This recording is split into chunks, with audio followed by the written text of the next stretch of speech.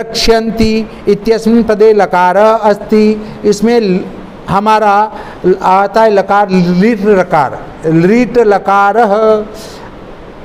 ऐसे आता है। भवेयु अस्मिन् पदे वचनम अस्ति, इसमें बहुवचन होगा। अब आता है हमारा सुक्ति के ऊपर आधारित प्रश्न। सुक्ति पर आधारित प्रश्न क्या कहते हैं वो बताता हूँ मैं तुम्हें। देखिए, परसदन निविष्ट को लघुत्वम न याति, इसके लिए सिर्फ हमारे पास सुक्ति का एक ही पाठ है, वो है पाठ 21 है। यदि हम पाठ 21 को रख लेते हैं तो हमारे सुक्ति वाले 2 नंबर की सुक्तियाँ आएगी, तो 2 नंबर हमारे पूरे आ जाएंगे। और उसको ज़्यादा भी नहीं रखना है, केवल ध्यान रखना है कि इसके बाद क्या शब्द आता है, बस। तो वो हमारे 2 नंबर पक्के। इसको मुंह के लगा,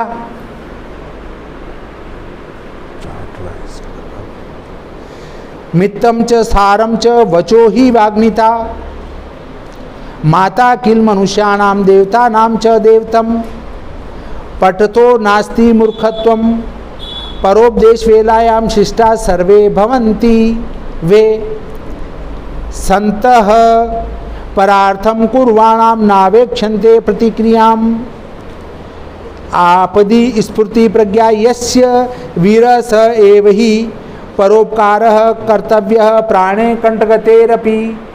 ये जो है सुक्तियाँ हैं, इनको अच्छी प्रकार से याद कर लेना तो वो काम में आएगी। इसी प्रकार अब आता है कारक पर आधारित प्रश्न। कारक मैंने पढ़ाया था, कर्ता ने कर्म को करण से द्वारा, उनके ऊपर आधारित प्रश्न है। तो देखिए इसको कैसे पढ़ेंगे। तो कारक में भी क्या आता है, विभक्तियाँ आती है। तो विभक्तियों को ध्यान में रखना पड़ेगा कि यहाँ कौन सी विभक्ति का प्रयोग होगा।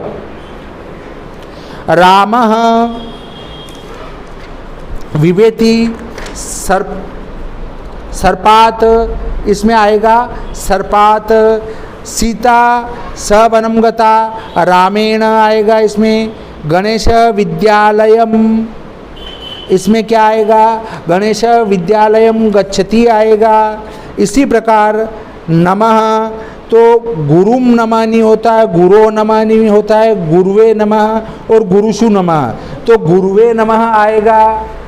इसके बाद आता है नृपः धनम ददाति, राजा किसको धन देगा, विप्र को धन देगा, तो विप्राय आएगा इसमें। इसके बाद छठा प्रश्न आता है हमारा, उसमें मह्यम दुग्धम रोचते, मह्यम आएगा। अहम पाठशालाम गच्छामि, अपने लिए बात कर रहे हैं, तो वहाँ पर उत्तम पुरुष का आमी आवह आमह, तो अहम एक वचन आ रहा है, इसलिए आमी आएगा तो गच्छामि आएगा। तो हम उत्तम पुरुष में आते हैं। प्रथम पुरुष किसी अन्य के लिए बात कर रहे हैं, और मध्यम पुरुष मतलब सामने वाला, तो यहाँ गच्छामि आएगा। गंगा हिमालयात प्रभवती, ग्रामम अभितः जना भ्रमन्ति, एकः बालकः पठति। ये इस प्रकार जो है सारे प्रश्न बताए मैंने। अब आता है अधोलिखितेषु द्वयो शब्दयो शब्द रूपाणि त्रिषु वचनेषु लिखत। राम सप्तमी विभक्ति आएगा, तो सप्तमी विभक्ति में आएगा रामे रामयो रामेषु। कवि की द्वितीय विभक्ति लिखना है, कविम कवि कविन। युष्मद का प्रथमा विभक्ति लिखना है, तो त्वम युवाम यूयम।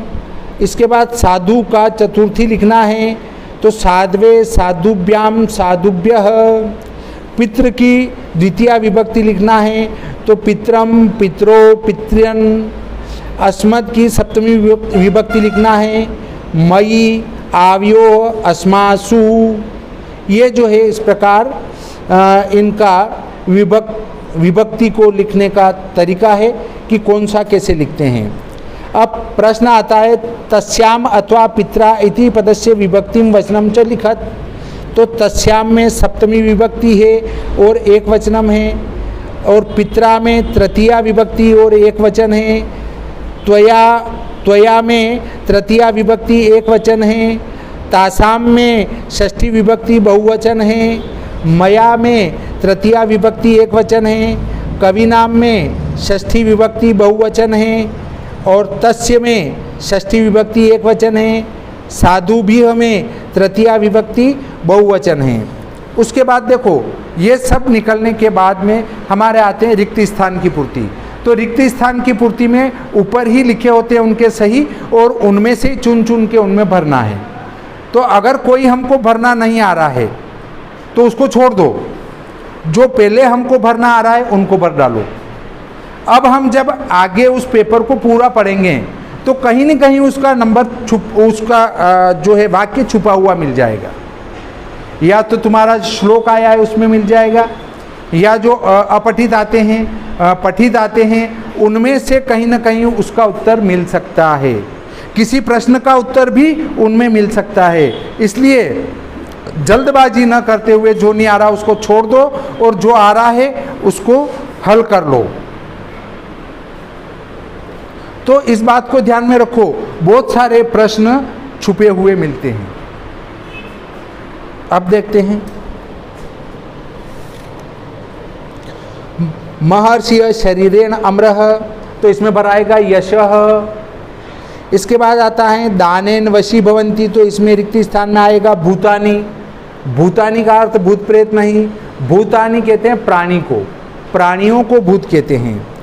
ज्येष्ठो भ्राता पितृसमः, पठतो नास्ति मूर्खत्वम, देखो ये वो ऊपर पढ़ के आए हैं वो यहाँ आ गई, तो हो सकता है उसका उत्तर इसमें मिल जाए या इसका उत्तर उसमें मिल जाए, आपस में मिल सकते हैं। तो इन बातों को ध्यान में रखना। इसके बाद आता है आपदी स्फूर्ति प्रज्ञा यस्य धीर स एव ही। छठा आता है शिववीर तस्मै इति नामकम कृपाणम समर्पितवान, तो इसमें आएगा भवानी नाम की कृपाण। सर्वेषु शरीरेषु एक एव, तो इसमें आएगा आत्मा। सग्रह कृतवान अश्वमेध यागम, इसमें अश्वमेध याग आएगा। कर्म भूमि रिक्त स्थान भारम वोडुम नेच्छति निष्क्रियाणाम, जो कुछ भी नहीं करता है उसका भार उठाने के लिए पृथ्वी माता भी तैयार नहीं है। वनेषु विक्रांततरा मृगेंद्राः।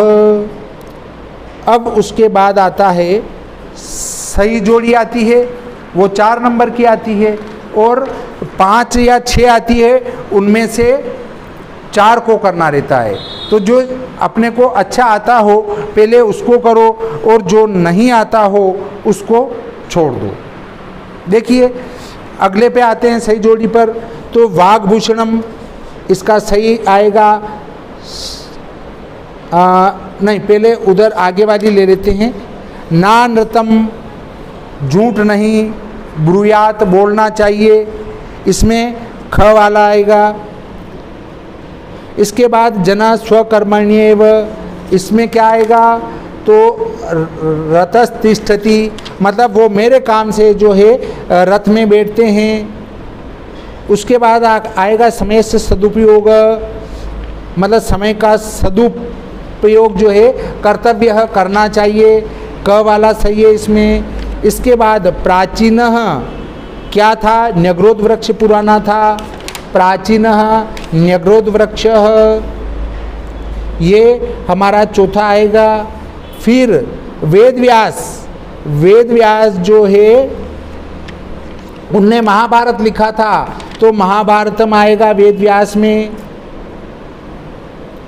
अधिक मूल्यवान, क्या अधिक मूल्यवान है, तो समय अधिक मूल्यवान होता है। न कार्यकालम में क्या आएगा, तो उसमें आएगा अतिपात्येत, काम को विलंब से नहीं करना चाहिए, कार्य में देरी नहीं करना चाहिए। फिर आएगा शशि जो है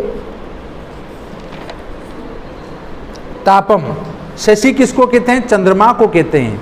तो चंद्रमा क्या करते हैं, गर्मी को हटाता है। तो इसमें आएगा तापम, शशि तापम।